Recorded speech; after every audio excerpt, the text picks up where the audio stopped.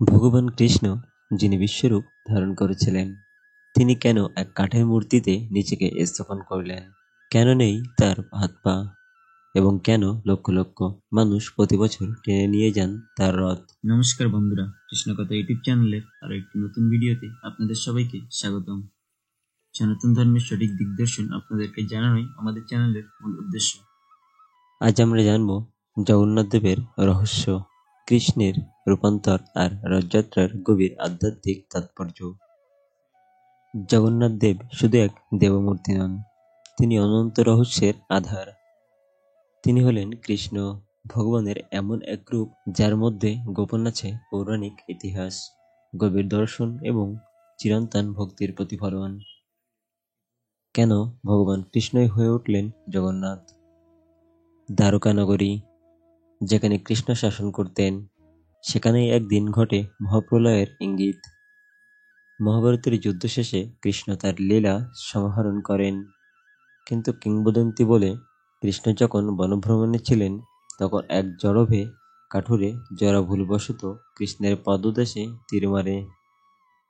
কৃষ্ণের দেহ ধীরে ধীরে বিলীন হয়ে যায়, তবে তার হৃদয়, হ্যাঁ, কৃষ্ণের হৃদয় পুড়েও পুড়ে না, সে থেকে যায় এক অলৌকিক শক্তিরূপে। কালক্রমে এক রহস্যময় কাঠ ভেসে আসে সমুদ্রপথে, যা হয় কৃষ্ণতত্ত্বের ধারক, এবং ওই দারু ব্রহ্ম দিয়েই গড়ে ওঠে তিন ভাই বোনের মূর্তি, জগন্নাথ, বলদেব এবং সুভদ্রা। এবং সেখানেই ভগবান শ্রীকৃষ্ণকে জগন্নাথের রূপ দেওয়া হয় এবং সেখানে স্থাপন করা হয় ভগবান শ্রীকৃষ্ণের হৃদয়। এভাবেই কৃষ্ণ জগন্নাথ হয়ে উঠেছিলেন। চলুন এখন জেনে আসি জগন্নাথ দেবের মূর্তি কেন কাঠের এবং তা অসম্পূর্ণ কেন ছিল। রাজা ইন্দ্রদ্যুম্ন পুরীধামে মহান মন্দির করতে চান। তার স্বপ্নে ভগবান নির্দেশ দেন এক অজানা শিল্পী মূর্তি নির্মাণ করবেন, কিন্তু শর্ত, কেউ যেন সেই সময়ে দরজা না খোলে। বিশ্বকর্মা রূপে সেই দেবশিল্পী শুরু করেন নির্মাণ, কিন্তু বেশ কয়েকদিনের নীরবতায় রানী ভয় পান, দরজা খুলে ফেলেন, আর তখনই দেখা যায় মূর্তির হাত পা অসম্পূর্ণ।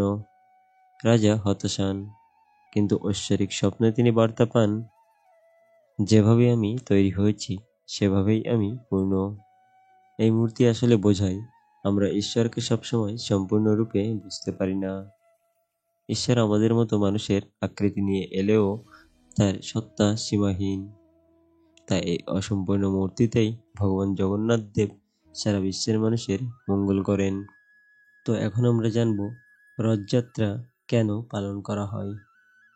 সারা বিশ্বের ভক্তরা অপেক্ষা করেন রথযাত্রার জন্য। এটি শুধু এক উৎসব নয়, এটি ঈশ্বরের অন্তঃপুর থেকে বাইর হয়ে সাধারণ মানুষের মাঝে আসা এক গভীর আধ্যাত্মিক বার্তা। ভগবান ধনী গরিব জাত বর্ণ নির্বিশেষে সকলের জন্য গুন্ডিচা মন্দিরে যাওয়ার এই রথযাত্রা বোঝায় জগন্নাথ দেব তার ভক্তদের জন্য নিজেই এগিয়ে যান।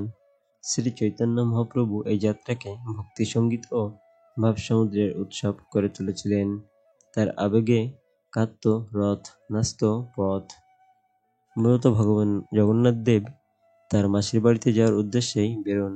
তার উদ্দেশ্য ছিল রাস্তায় সকল ভক্তদের দর্শন করা।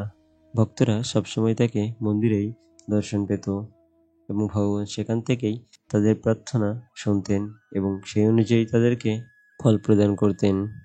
কিন্তু ভগবানের হঠাৎ ইচ্ছে হলো যে ঘরের বাইরে থেকেই তার ভক্তদের পরিদর্শন করার, আর সেখান থেকেই এই রথযাত্রা। তো আজকের ভিডিওটি এ পর্যন্তই। আশা করি ভিডিওটি থেকে আপনাদের সকল প্রশ্নের উত্তর আপনারা সঠিকভাবে পেয়ে গেছেন। তো যদি রথযাত্রা সম্পর্কে আর কোনো প্রশ্ন থাকে অবশ্যই কমেন্ট করতে পারেন। আর যারা ভগবান জগন্নাথ দেবকে ভালোবাসেন অবশ্যই কমেন্টে জয় জগন্নাথ লিখে যাবেন। জয় জগন্নাথ।